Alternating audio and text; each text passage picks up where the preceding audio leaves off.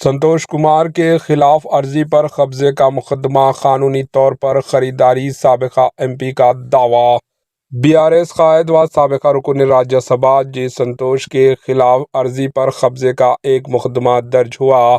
हैदराबाद शहर के बंजारा हिल्स के रोड नंबर 14 में वाक़ एक अर्जी पर संतोष कुमार की जानिब से कब्जा करने की कोशिश का इल्ज़ाम आयद करते हुए नवयुगा कंपनी के नुमाइंदे मधु ने एक शिकायत दर्ज करवाई, जिस पर बंजारा हिल्स पुलिस ने बीआरएस कायद संतोष कुमार के साथ लिंगारेड्डी श्रीधर पर अर्जी कब्जे का एक मुकदमा दर्ज कर लिया।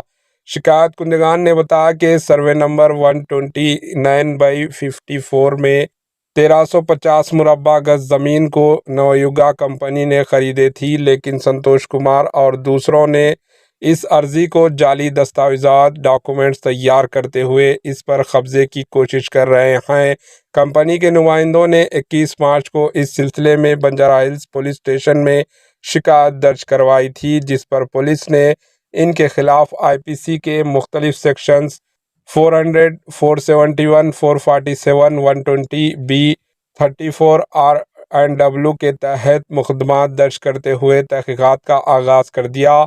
इसी दौरान बीआरएस कायद संतोष कुमार ने इनके खिलाफ अर्जी कब्जे का मुकदमा दर्ज होने पर अपने रद्द अमल का इजहार किया।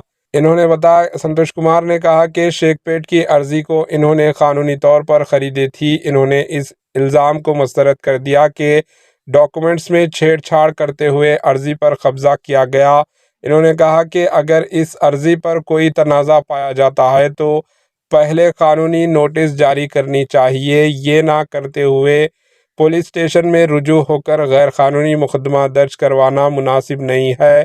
संतोष कुमार ने कहा कि इनके खिलाफ सियासी मुकदमात के तहत कार्रवाई की गई है ताकि इनके शोबे को मुतासिर किया जा सके। Bureau report, HN news.